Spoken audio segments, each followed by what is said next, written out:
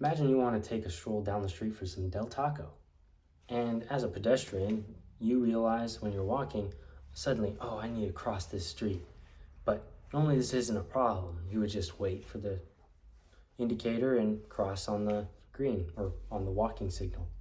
Yet, you know this intersection. It's often unsafe for pedestrians because drivers are careless and don't look both ways when they turn right.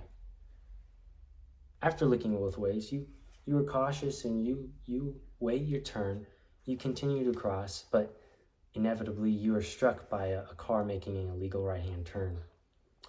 You lay there on the street dying, thinking, what if this intersection was safer for pedestrians?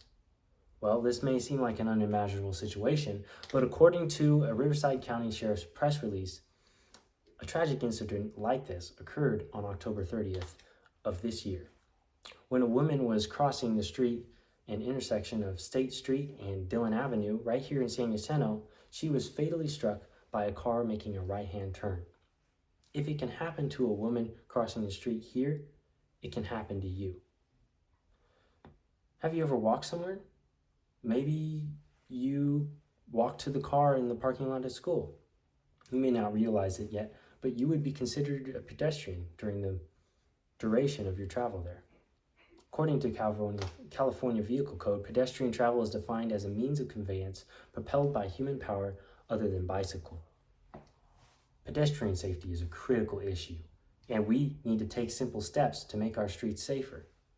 Today, I'd like to talk to you about first, the need for improved pedestrian safety, second, how we can implement changes to improve this, and finally, how these changes will benefit all of us as a community.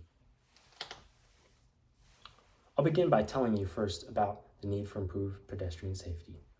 People in Riverside County face significant dangers as pedestrians. The problem is that pedestrian travel is often seen as unsafe due to poor intersection lighting, crowded intersections, street conditions that just don't add up, and road markings that can't be seen clearly. The need for safe pedestrian travel is as urgent as it seems, impacting the daily commutes of individuals. A high number of accidents and fatalities occur due to unsafe pedestrian conditions each year.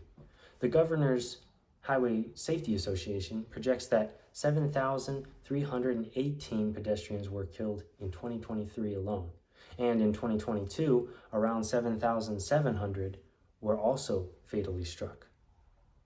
So, pedestrian travel should be safe and accessible, but it isn't. Current conditions and the fear associated with this method of transportation tend to discourage this healthy commuting option, which is not something that we should have to worry about. Improving pedestrian safety is crucial and reduces the number of pedestrian fatalities and promotes a healthy alternative to transportation. According to Kansas University Medical Center, the average adult in the U.S. gets between 2,000 to 4,000 steps per day during their normal lifestyle activities and through their occupation. That means on average, you walk about 1.5 to 2 miles per day. This issue affects not only residents all over the U.S., but also right here in Riverside County. Sadly, in 2021, the California Office of Traffic Safety reported that at least 477 pedestrians were killed or injured in our county alone. What is causing these accidents? What is killing pedestrians? Well, one of the most significant contributors to these statistics is people driving under the influence. According to one study in 2021, 19% of crashes resulting in pedestrian deaths involved drivers who were above the legal blood alcohol level for driving. As a driver under the influence, if a pedestrian were to get in your lane, you might be forced to make a quick decision between slamming on the brakes and swerving out of the way to avoid them. Yet, unfortunately, your reaction time is likely to be too slow, which could result in the death of yet another pedestrian. Drunk driving negatively affects the safety for both drivers sharing the road and the drunk drivers themselves. Anyone who is commuting somewhere by foot also is in dire danger of losing their lives. While the issue of drunk driving is certainly a major issue for both pedestrians and other drivers alike, pedestrians are at much higher of a risk than injury than people inside vehicles. When a drunk driver crashes into another vehicle, he has the safety precautions from that vehicle to protect him, so like a seat belt, airbags, even the metal frame of the car. But when a drunk driver hits a pedestrian who's walking across the street or on the side of the road, there is nothing at all to protect that individual. And sadly, the likelihood is he'll lose his life. Now that I've outlined and identified a main contributing factor to poor pedestrian safety, I would like to share a simple yet effective solution to this issue.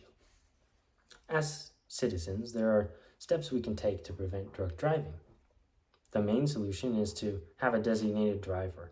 When going out to a place you know has alcohol, having a designated driver who has chosen not to drink will ensure that you are driven home safely, preventing impaired driving. You can implement this solution by asking a friend to pick you up from the party or bar, or by hiring an Uber there to take you home. According to Harvard research project, following the designated driver campaign that used public service announcements to advocate for designated drivers, alcohol-related traffic fatalities declined by an astonishing 30%. Wow, that's a lot. You can see that this isn't difficult to prevent drunk driving. So let's look at the benefits of having a designated driver when out and what may happen if you don't have one. When pedestrian safety is high, local communities are more healthy and vibrant.